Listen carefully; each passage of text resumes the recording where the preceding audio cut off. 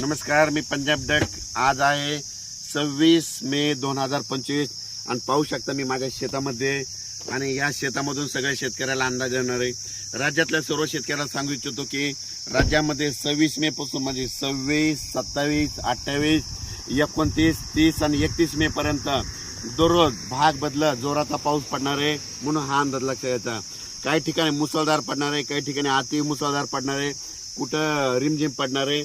राज्यात सगळीकडे म्हणजे चारही विभागामध्ये म्हणजे पूर्व विदर्भ, पश्चिम विदर्भ, दक्षिण महाराष्ट्र, उत्तर महाराष्ट्र, कोकणपट्टी, खानदेश, मराठवाडा सगळीकडे पाऊस पडणार आहे म्हणून हा अंदाज लक्षात घ्यायचा. आणि योगायोगानं तुम्हाला एक सांगू इच्छितो सगळ्याची आनंदाची बातमी, केरळला मान्सून दाखल झालेला आहे आणि आणखीन 2 दिवसात आपल्या महाराष्ट्रात देखील दाखल होईल. पण परिस्थिती अशी आहे की शेतकऱ्याचे शेत असे हे पाहू शकता, हे आमचं शेत आहे, शेतं तयार आहेत, फक्त काय झालं त्याच्यामध्ये तण उगवलंय म्हणून याला एकदा पाया हाणावं लागणार आहे. म्हणून शेतकऱ्यासाठी ज्यांचं शेत दुरुस्त करायचं त्यांच्यासाठी परत एक आनंदाची बातमी, 1 जून नंतर 1 जून ते 7 जून पर्यंत असं चांगलं कडक सूर्यदर्शन होणार आहे. 1 जून ते 7 दरम्यान पाऊस काय येणार नाही, मोठा काही चिंता करायची गरज नाही. त्या 1 जून पासून काय करा, तुम्ही संपूर्ण शेताची कामे आटकून घ्या, कारण की आता जर पेरलं तर संपूर्ण तणच उगवलंय शेताने पाहू शकता. हे आम्ही रोटावेटर करून ठेवलं होतं पण परत काय झालं, हे तण उगवलं त्याच्यामुळे सगळ्याला ना आता आपल्याला उकर मारून पाळी करून परत पेरणी करावं लागणार आहे. आणि ज्यांचं रान तयार आहे तर तुम्ही पेरू शकता, म्हणजे जमिनीमध्ये ओल खूप आहे, जवळपास आम्ही हातभर ओल गेलेली आहे आणि पाहू शकता.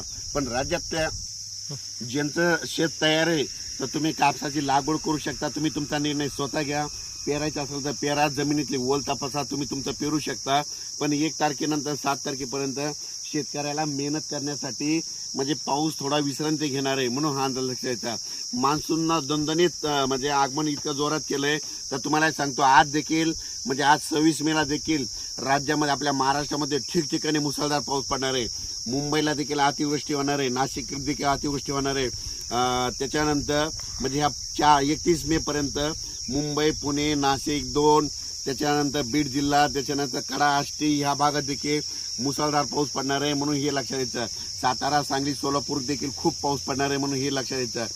म्हणजे सांगायचं झालं तर जिल्ह्याच्या सगळ्याच भागामध्ये प्रत्येक नदीला, वड्याला पाणी येईल असा, गुडघ्या इतकं पाणी येईल असा राज्यात पाऊस पडणार आहे म्हणून हा अंदाज लक्षात घ्यायचा.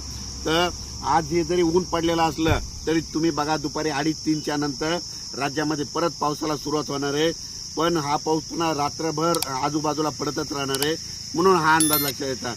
पण राज्यातल्या सर्व शेतकऱ्याला सांगू इच्छितो, ज्यांचं शेत दुरुस्त करायचे राहिलेत, ज्यांचा भुईमुग काढायचा राहिला असं बऱ्याच शेतकऱ्याचे मी काल अकोटकडे गेलो होतो, जळगावकडे गेलो होतो, तर ते म्हणले हे पाऊस कधी उघडणार, तर त्यांनी विचारलं मी विचारलं कशामुळे, तर ते म्हणले आमचा भुईमुग जवळजवळ 50-50 एकर 20-20 एकर भुईमुग आमच्या जमिनीमध्ये राहिलेला आहे. त्यांना म्हटलं तुम्ही काय करा, 1 तारखेच्या नंतर ऊन पडणार आहे तितक्यामध्ये तुम्ही काढून घ्या. त्याच्यानंतर मूग देखील उन्हाळी लोकांना केलेलं तशीच राहिले, तुम्ही काय करा 1 तारखेच्या नंतर काढून घ्या. आणि होईन तर सगळ्यांनी काय करायचं, पेरणीचा निर्णय स्वतःच घ्यावा, म्हणजे आपल्या जमिनीचे ओल तपासावी आणि निर्णय करून घ्या.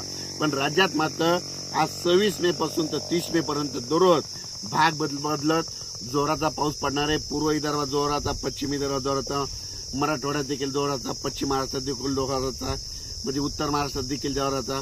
फक्त जास्त मात्र उत्तर आपलं पुणे, नाशिक, मुंबई इकडं मात्र अतिवृष्टी होणार आहे म्हणून हे अंदाज लक्षात यायचा.